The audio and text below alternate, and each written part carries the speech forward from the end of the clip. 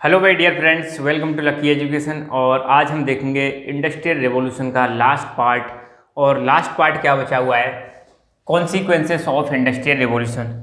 देखो, इससे पहले मैं एक चीज़ आपको बताना चाहता हूँ कि अभी हमारा जो चैप्टर नंबर 4 है वर्ल्ड हिस्ट्री का, क्लास 10th की जो एसएसटी है राजस्थान बोर्ड की, उसमें सिर्फ एक ही टॉपिक बचा हुआ है और उस टॉपिक का नाम क्या है, इंडस्ट्रियल रेवोल्यूशन। ठीक है, इंडस्ट्रियल रेवोल्यूशन के 2-3 लेक्चर ऑलरेडी आ चुके हैं, जिसमें पहले में मैंने बताया था कि इंडस्ट्रियल रेवोल्यूशन का मतलब क्या है। फिर मैंने बताया था कि इंडस्ट्रियल रेवोल्यूशन के दौरान क्या क्या चेंजेज आए थे, इंडस्ट्रियल रेवोल्यूशन इंग्लैंड में ही क्यों हुआ, और अलग अलग सेक्टर्स में क्या क्या इन्वेंशन हुए, वो मैं सारी चीज़ें बता चुका हूँ। लास्ट टॉपिक है, बहुत ही इंपॉर्टेंट टॉपिक है और समझने वाला टॉपिक है, जिसका नाम है कॉन्सिक्वेंसेस ऑफ इंडस्ट्रियल रेवोल्यूशन। यहाँ पे कॉन्सिक्वेंसेस का मतलब क्या है, ये समझना बहुत जरूरी है। कॉन्सिक्वेंसेस का मतलब होता है परिणाम। क्या चीज़? परिणाम। मतलब इंडस्ट्रियल रेवोल्यूशन तो आ गई, इंडस्ट्रियल रेवोल्यूशन तो आ गई, उसका परिणाम क्या रहा। और इस लेक्चर के माध्यम से आपको दोबारा से इंडस्ट्रियल रेवोल्यूशन फिर दोबारा आपका रिवीजन हो जाएगा और जो भी पढ़ा है वो सब कुछ याद हो जाएगा दोबारा। तो ध्यान देना, मैं एक बार पुनः आपको रिवाइज कराना चाहता हूँ कि इंडस्ट्रियल रेवोल्यूशन के दौरान क्या हुआ था। पहली बात तो ये 18th सेंचुरी की बात है, मतलब 1700 से 1800 के बीच की बात है, जहाँ पर इस टाइम पर क्या हुआ था, बहुत सारे चेंजेज आए अचानक, बहुत सारे अचानक तो खैर क्या है, मतलब हमारे जो साइंटिस्ट थे उन्होंने अलग अलग फील्ड में अलग अलग इन्वेंशन किए। और पहले जो फैक्ट्रियों में काम जो होता था, फैक्ट्रियों की अगर मैं बात करूँ, ये मान लो कोई फैक्ट्री है, तो फैक्ट्रियों में काम कैसे किया जाता था, फैक्ट्रियों में काम मैनुअली किया जाता था। मैनुअली का मतलब है हाथों से काम करते थे, वर्कर फैक्ट्रियों में काम करा करते थे। ठीक है, अब हुआ क्या, हुआ ये कि फैक्ट्रियों में जो काम हाथों से किया जा रहा था, ये काम अब किसके द्वारा होने लग गया, ये काम मशीनों के द्वारा होने लग गया, मशीन्स के थ्रू होने लगा। जब मशीन्स के थ्रू होने लगा तो फिर क्या हुआ, अचानक प्रोडक्शन में वृद्धि हो गई। जो कंपनी पहले मान लो दिन में 10 प्रोडक्ट बनाती थी, मशीनों के आने के बाद वही कंपनी 1000 प्रोडक्ट बना रही है, तो एकदम प्रोडक्शन में क्या हो गई, वृद्धि हो गई। वृद्धि होगी तो अब डिमांड बढ़ेगी। कंपनियों को क्या चाहिए, आपको पता है, रॉ मटेरियल चाहिए, तो रॉ मटेरियल की डिमांड बढ़ गई। फिर यहाँ पे जो फिनिश प्रोडक्ट निकल के आ रहे हैं, इसको बेचने के लिए जगह चाहिए, तो इसकी भी क्या हो गई, वृद्धि हो गई। बेचने के लिए जगह चाहिए, तो आपको पता है कॉलोनियों का एक्सपेंशन होता है। एक चीज़ और मैं बताऊँगा यहाँ पे अभी, कॉलोनी। ठीक है, यहाँ तक दिख रहा है ना आपको, एक बार मैं देख लेता हूँ कहाँ तक आपको दिख रहा है, नीचे, हाँ ये दिख रहा है आपको। ठीक है, तो मैं आपको बता देता हूँ कॉलोनी का मतलब क्या है, एक चीज़ और समझ लो। वैसे हिस्ट्री में आपको पता चल गया होगा कॉलोनी का मतलब क्या है। वैसे कॉलोनी का मतलब होता है अपनी आसपास की जो कॉलोनी होती है उसको हम कॉलोनी बोलते हैं, मगर जब हम मॉडर्न हिस्ट्री पढ़ते हैं तो मॉडर्न हिस्ट्री में कॉलोनी का मतलब क्या है, मॉडर्न हिस्ट्री में कॉलोनी का मतलब है जब कोई पावरफुल कंट्री, कैसा कंट्री, पावरफुल कंट्री किसी दूसरे देश पर अपना पॉलिटिकल कंट्रोल इस्टेब्लिश कर ले, मतलब वहाँ पर गवर्नमेंट अपने हाथ में ले ले, मिलिट्री इस्टेब्लिश कर ले, वहाँ की मतलब मिलिट्री उन्हीं के हाथ में हो, वहाँ की इकोनॉमी को अपने कंट्रोल में ले ले। ठीक है, ऐसा अगर कंट्रोल कर लेता है कोई देश, दूसरा पावरफुल देश किसी दूसरे देश पर, तो ये वाला जो देश है जिस पर कंट्रोल इस्टेब्लिश हो चुका है, वो वाला देश कहलाएगा कॉलोनी। जैसे अब इसको एग्जांपल ले लो, हमारा इंडिया कॉलोनी हुआ करता था किसका, ब्रिटेन की कॉलोनी हुआ करता था। ब्रिटेन ने इंडिया को, आपको पता है, अपने कब्जे में ले लिया था, यहाँ पर अपनी सरकार बना दी थी, अपनी खुद की आर्मी रखते थे और इकोनॉमी को भी यही कंट्रोल करते थे। तो इस चीज़ को हम बोलते हैं कॉलोनी। तो अंग्रेजों ने बहुत सारे देशों को अपनी क्या बनाया था, कॉलोनी बनाया था।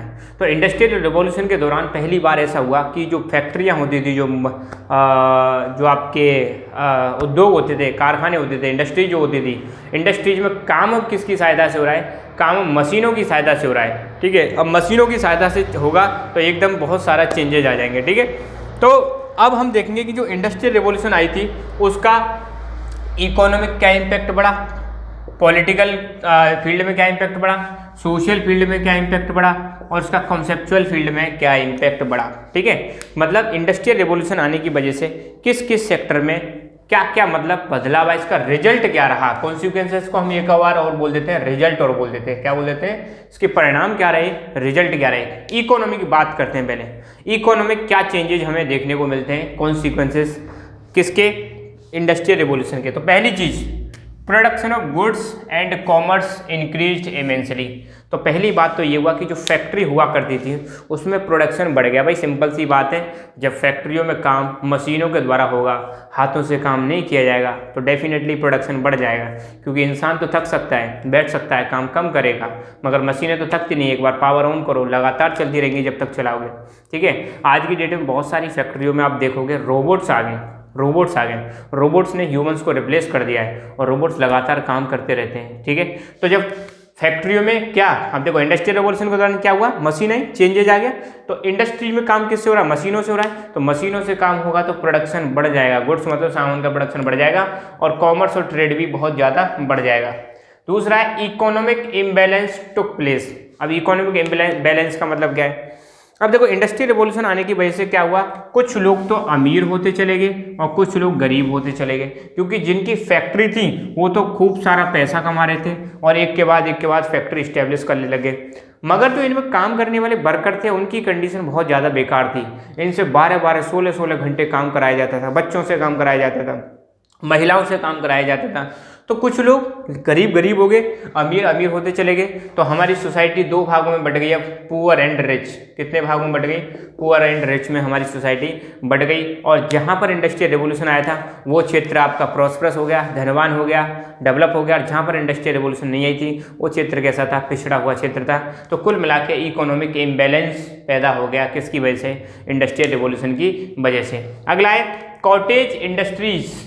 ध्यान दो बेटा, पहली बात तो कॉटेज इंडस्ट्रीज का मतलब क्या है, ऐसी इंडस्ट्रीज जो किसी घर में चलाई जाती हैं या घर जैसे एरिया में चलाई जाती है, और उन इंडस्ट्रीज को हम बोलते हैं कॉटेज इंडस्ट्रीज। और कॉटेज इंडस्ट्री में काम करने वाले ज़्यादा लोग नहीं होते, मुश्किल से 10-12 लोग होते हैं, घर के सदस्य ही इस इंडस्ट्रीज को चलाते हैं। कॉटेज इंडस्ट्री में सारा काम किससे होता है, हाथों से होता है। अब सिंपल सी बात है, जब मशीनों से काम होने लग गया है तो मशीनों से काम होगा तो डेफिनेटली प्रोडक्शन बढ़ जाएगा। आप सब सोचो, आप एक तो घर में इंडस्ट्री चल रही है, हाथों से काम कर रहे हैं, बहुत मेहनत लग रही है, बहुत सारा पैसा लग रहा है। एक जगह पे किसी ने मशीन लगा दी और मशीनों से चीज़ें बना रहे हैं। पहली बात तो मशीनों से हम ज़्यादा चीज़ें बना सकते हैं, कॉटेज इंडस्ट्री की अपनी लिमिट होती है, ज़्यादा नहीं बना सकते। ऊपर से मशीन से जो प्रोडक्ट बनेगा उसकी क्वालिटी अच्छी आएगी और सस्ता भी पड़ेगा क्योंकि ज़्यादा प्रोडक्ट बना रहे हैं। कॉटेज इंडस्ट्री में क्या होगा, यहाँ पे प्रोडक्ट कम भी बनेंगे और कॉस्ट भी ज़्यादा आएगी। तो डिमांड किसकी बढ़ेगी, मशीन वाले प्रोडक्ट की बढ़ेगी। ठीक है, आप भी देखो, आप मशीन से बनी हुई चीज़ें आप ज़्यादा प्रीफर करोगे रादर देन हाथों से बनी चीज़ों को, कुछ चीज़ों को छोड़ दो। तो यहाँ पे जो कॉटेज इंडस्ट्री थी, अब सिंपल सी बात है, ये कंपटीशन नहीं कर पा रही थी। किससे कंपटीशन नहीं कर पा रही थी, जो नई नई फैक्ट्री शहरों में स्टैब्लिश हुई थी, जो धुआंधार प्रोडक्ट बना रही थी, लाइन लगा के प्रोडक्ट बना रही थी, उनसे कॉम्पिटिशन नहीं कर पाई। फाइनली इनको शट डाउन करना पड़ा, कंपनी अपनी बंद करनी पड़ी। तो छोटी छोटी इंडस्ट्री क्या हो गई, बर्बाद। इसका मैं एक एग्जाम्पल देता हूँ। जैसे जियो, आपको पता है जियो कंपनी आई। जियो कंपनी आने से पहले बहुत सारी कंपनियां हुआ करती थी आपकी कम्युनिकेशन के सेक्टर में। ठीक है, एयरटेल खैर आज भी है, एयरसेल, टाटा डोकोमो और बहुत सारी कंपनी थी, आपने पता होगा, लाइन लगा के कंपनियां हुआ करती थी। ये कंपनियां क्या हैं, इवेंचुअली बंद हो जाती हैं। क्या हो जाती हैं, बंद हो जाती हैं जैसे जियो की एंट्री होती है। तो जब कोई मार्केट में बड़ा प्लेयर आता है, बड़ी कंपनी आती है, तो छोटी मोटी कंपनियां क्या हो जाती हैं, तबाह हो जाती हैं, क्योंकि वो उनसे क्या नहीं कर पाती हैं, कॉम्पिटिशन नहीं कर पाती हैं। आपको पता होगा वोडाफोन आइडिया, ये भी एक तरफ साइड में हो गई थी। तो आज की डेट में वोडाफोन आइडिया वीआई कंपनी बन चुकी है, दोनों को मर्ज होना पड़ा है। तो इन छोटी छोटी इंडस्ट्रीज की तो क्या मतलब औकात थी उस समय। तो छोटी छोटी इंडस्ट्री जो थी, कॉटेज इंडस्ट्री, ये तबाह हो जाती हैं। किसकी वजह से, इंडस्ट्रियल रेवोल्यूशन आने की वजह से। बड़ी बड़ी कंपनी बन रही थी, वहाँ पर काम मशीनों से हो रहा था। ठीक है, अगला है इंडस्ट्रियल कैपिटलिज्म डेवलप्ड। ठीक है, अब देखो इकोनॉमिक्स में दो विचारधाराएं होती हैं, एक तो होता है सोशलिज्म और एक होता है कैपिटलिज्म। सोशलिज्म और कैपिटलिज्म, हल्का सा मैं इस पर प्रकाश डाल देता हूँ ताकि आपको याद रहे। हालांकि मुझे भरोसा है आपने 9th क्लास में पढ़ा होगा, नहीं पढ़ा तो कोई बात नहीं। ठीक है, एक है सोशलिज्म और दूसरा है कैपिटलिज्म। ये दो विचारधाराएं क्या हैं, विचारधाराएं हैं। ठीक है, तो सोशलिज्म और कैपिटलिज्म में बस एक छोटा सा अंतर समझ लेना, फिर आपको समझ में आ जाएगा। सोशलिज्म में जितने भी फैक्ट्रीज होती हैं, जितने भी सोर्सेस ऑफ प्रोडक्शन होते हैं, उन पर गवर्नमेंट का कंट्रोल होता है। किसका कंट्रोल होता है? गवर्नमेंट का कंट्रोल होता है, या फिर सोसाइटी का कंट्रोल होता है? किसका कंट्रोल होता है? सोसाइटी का। सोशलिज्म में जितनी भी फैक्ट्री, जितनी भी कंपनी है, सब में गवर्नमेंट का कंट्रोल होगा। यहाँ पर इक्वलिटी पे फोकस करते हैं। किस पर फोकस करते हैं? इक्वलिटी पे। मान लो 10 लोग काम कर रहे हैं तो 10 को बराबर बराबर क्या मिले? सैलरी मिलनी चाहिए, ऐसे काम करते हैं। जबकि कैपिटलिज्म जो है, इसमें जो कंपनी होती है उस पर प्राइवेट व्यक्तियों का कंट्रोल होता है, प्राइवेट इंडिविजुअल्स का क्या होता है? कंट्रोल होता है, प्राइवेट इंडिविजुअल्स। और यहाँ पर जो सैलरी मिलती है वो किसके आधार पर मिलती है? मेरिट के आधार पर। मेरिट मतलब जो अच्छा काम करेगा उसको ज़्यादा सैलरी मिलेगी, कम काम करेगा कम सैलरी मिलेगी। सोशलिज्म में क्या है? सबको बराबर सैलरी मिलती है। तो यहाँ पे कोई इक्वलिटी नहीं है। तो कैपिटलिज्म में आपको पता है, देखो यहीं पे गैप आ गया। अगर कोई बढ़िया काम कर रहा है डेवलप होता चला जाएगा, ज़्यादा प्रमोशन होगा। खराब काम कर रहा है, हो सकता है कंपनी से बाहर भी आ जाए। तो आज की डेट में आप देखोगे ना, ये ज़्यादा चल रहा है। आज की डेट में भी कैपिटलिज्म ज़्यादा चल रहा है। आज की डेट में देखो हजार लाखों कंपनियाँ हैं भारत में, लाखों कंपनियाँ हैं। अब हम जब चैप्टर 3 पढ़ते हैं मॉडर्न हिस्ट्री, तो उसमें मैंने एक कंपनी के बारे में बताया था, ईस्ट इंडिया कंपनी। अंग्रेजों की एक कंपनी आई थी जिसने भारत को धीरे धीरे करके क्या बना दिया? गुलाम बना दिया। ठीक है, तो आज की डेट में तो बहुत सारी कंपनियां हैं। ठीक है, बट अब सिचुएशन चेंज हो चुकी है। अब भारत पहला जैसा नहीं है, भारत बदल चुका है। आप सब लोग आ चुके हैं भारत में, आपका जन्म हो चुका है। ठीक है, तो कैपिटलिज्म में क्या होता है? सोसाइटी डिवाइड हो जाती है। किस किस में डिवाइड हो जाती है? रिच एंड पुअर में डिवाइड हो जाएगी। ये चीज़ आप ध्यान रखना। तो इंडस्ट्रियल कैपिटलिज्म डेवलप होता है। इंडस्ट्रियल कैपिटलिज्म का यही मतलब है, जो इंडस्ट्री चलाने वाले लोग थे उनका प्रभाव बढ़ जाता है। कहाँ पर प्रभाव बढ़ जाता है? उनका सरकार में प्रभाव बढ़ जाता है। आज की डेट में भी देखो, जितने भी बड़ी बड़ी इंडस्ट्रियलिस्ट हैं, बड़ी बड़ी कंपनी के जो लोग हैं, उनका प्रभाव सरकार पर बहुत ज़्यादा रहता है। वो सरकार की पॉलिसीज को इफेक्ट करते हैं, मतलब अफेक्ट करते हैं, प्रभावित करते हैं। अपने हिसाब से सरकार को क्या कर सकते हैं? मैनिपुलेट कर सकते हैं। तो जितने भी देश हैं, बड़े बड़े देश, इवन अमेरिका में भी जो बड़े बड़े पैसे वाले लोग हैं, जिनकी बड़ी बड़ी कंपनियां हैं, मल्टीनेशनल कंपनियां हैं, उनका सरकार पर दबाव रहता है। ठीक है, तो ये इंडस्ट्रियल कैपिटलिज्म डेवलप होता है किसके दौरान? इंडस्ट्रियल रिवॉल्यूशन के दौरान। ये तो हमने देखे इकोनॉमिक इम्पैक्ट या economic consequences of industrial revolution. अब देखेंगे पॉलिटिकल। ठीक है, अब देखो पॉलिटिकल मतलब आपके राजनीति में क्या चेंजेज आते हैं। Demand of establishment of democracy increased. Demand of establishment of democracy increased. जब इंडस्ट्रियल रिवॉल्यूशन आई थी तो ज़्यादातर यूरोप के कंट्रीज में एक ही सिस्टम चलता था। कौन सा सिस्टम चलता था? मोनार्की वाला सिस्टम चलता था। मोनार्की मतलब राजा वाला सिस्टम चलता था। राजा, उसके बाद उसका बेटा राजा, उसके बाद उसका बेटा, बेटा के बाद बेटा, ऐसा सिस्टम चलता था जिसको हम बोलते हैं मोनार्की। ठीक है, अब जब कंपनी डेवलप होने लगी, शहर बनने लगे, शहर डेवलप होने लगे, बड़ी बड़ी कंपनी डेवलप होने लगी, लोगों के पास पैसा आने लगा, लोग व्यापार करने लगे और अपना एक्सपेंशन करने लगे। अब लोग नहीं चाहते थे कि यार उनको बार बार कोई मतलब तंग करे, बार बार उनको कोई परेशान करे, बार बार टैक्स के लिए परेशान करे। तो वो चाहते थे कि यार अब कैसा सिस्टम हो, अब हमें डेमोक्रेसी चाहिए। कि क्या चाहिए? डेमोक्रेसी चाहिए, जहाँ पर सरकार कौन बनाए? जहाँ पर सरकार लोग बनाए, सरकार में लोग हों, सरकार लोगों पर रूल करे, पावर लोगों के हाथ में रहे, सरकार हमारे हिसाब से काम ना करे तो हम सरकार को चेंज कर सकें। ऐसी गवर्नमेंट बनाने की डिमांड उठने लगी, क्योंकि डेमोक्रेसी में लोगों के पास क्या रहती है? डेमोक्रेसी में लोगों के पास फ्रीडम रहती है, डेमोक्रेसी में लोगों के पास इक्वलिटी रहती है, डेमोक्रेसी में लोगों के पास रूल ऑफ लॉ होता है। रूल ऑफ लॉ मतलब कानून सबके लिए बराबर है। ये सारी चीज़ें डेमोक्रेसी में होती हैं, मोनार्की में ये सारी चीज़ें नहीं होती हैं। इसलिए जैसे ही इंडस्ट्रियल रिवॉल्यूशन आई तो लोगों ने डिमांड करना स्टार्ट कर दिया कि भैया अब हमें क्या चाहिए? डेमोक्रेसी चाहिए। क्या चाहिए?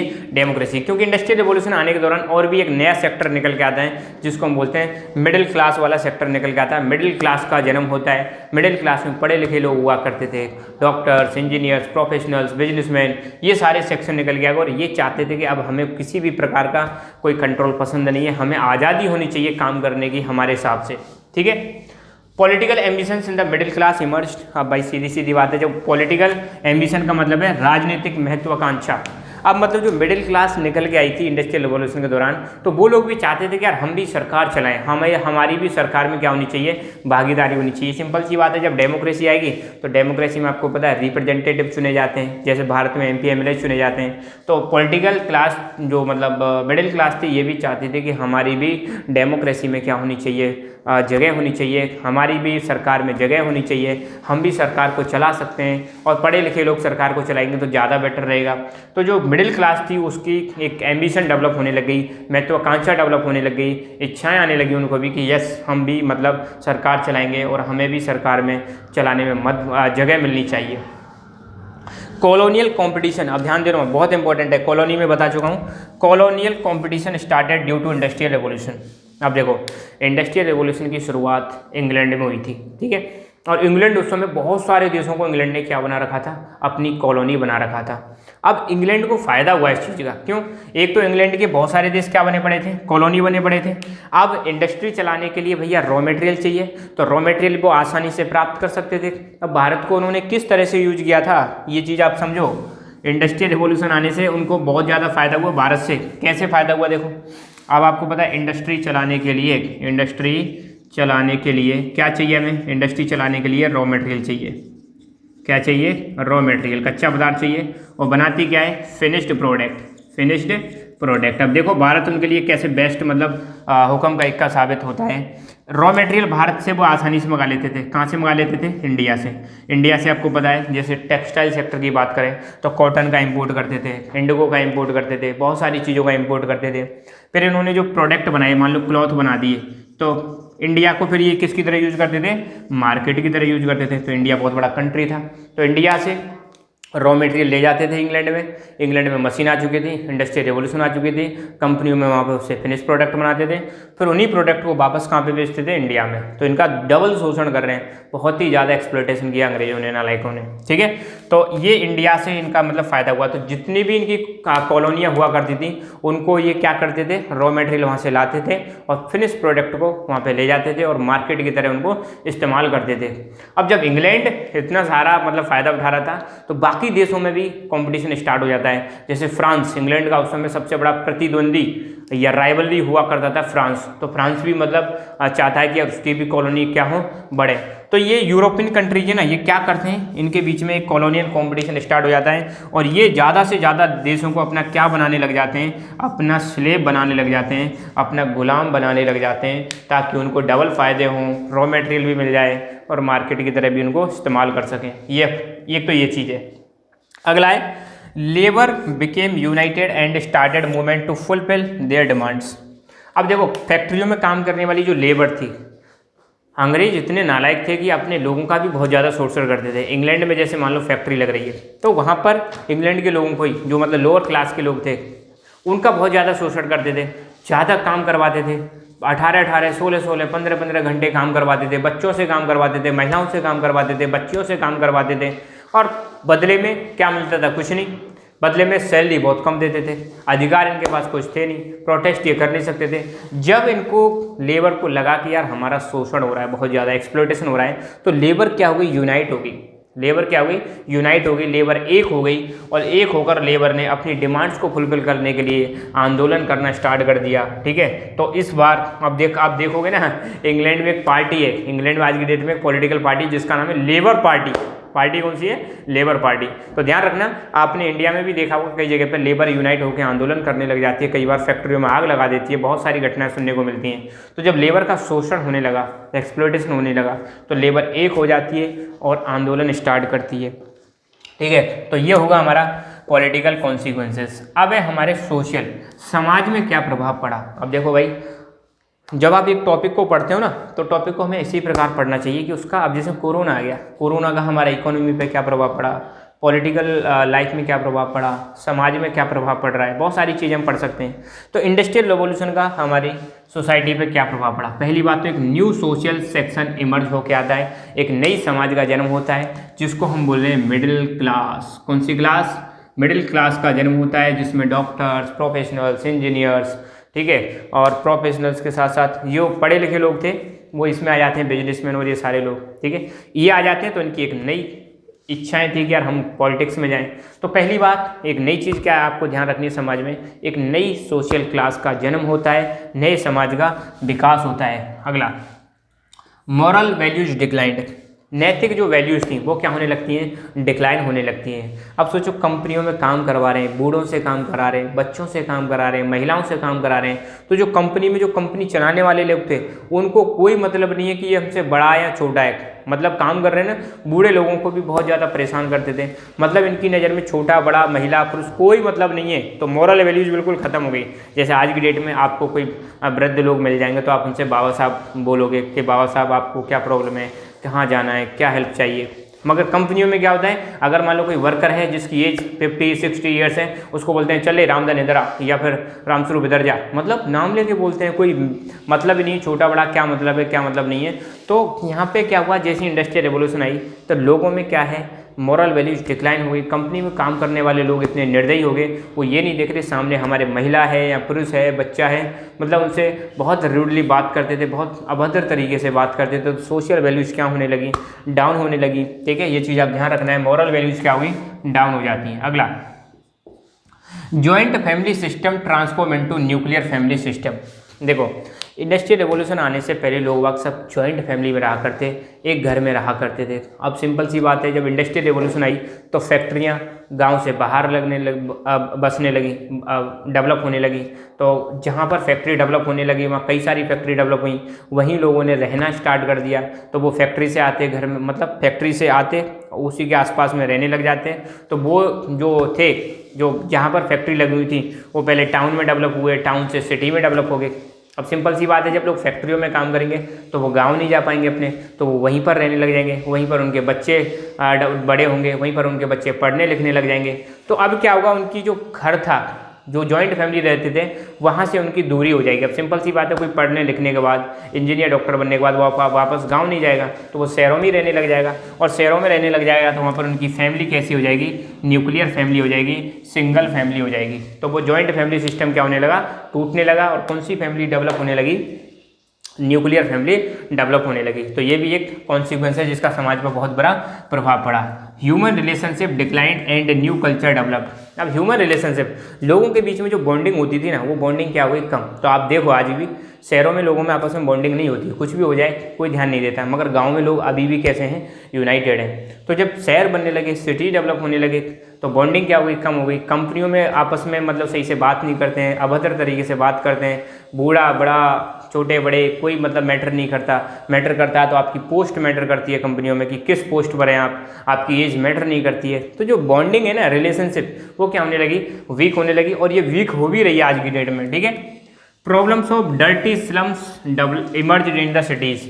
अब जो वर्कर होते थे वो कंपनियों के आसपास रहते थे और झुग्गी झोपड़ियों में रहना स्टार्ट कर दिया। आपने देखा होगा अभी भी कई सारे जो बड़े बड़े शहर हैं वहाँ पे स्लम्स पाई जाती हैं, झुग्गी झोंपड़ी पाई जाती हैं। ठीक है, उसको हम स्लम एरिया बोलते हैं। जैसे इंडिया में बहुत बड़ा स्लम एरिया है धारावी, मुंबई में बहुत बड़ा स्लम एरिया है। तो वहाँ पे अब स्लम एरिया में एक ही घर में 8-8, 10-10 लोग रह रहे हैं। तो सोचो मतलब वो कैसी रहती हैं, डर्टी रहती हैं। आप स्लम एरिया में जाओगे तो बहुत गंदा मतलब एरिया रहता है वो। ठीक है, तो पॉपुलेशन बहुत ज़्यादा है, पैसे हैं नहीं उनके पास, तो मतलब फैसिलिटीज नहीं है खाने की पीने की, और हेल्थ पे तो बिल्कुल ध्यान नहीं देते, स्वच्छता पर बिल्कुल ध्यान नहीं देते।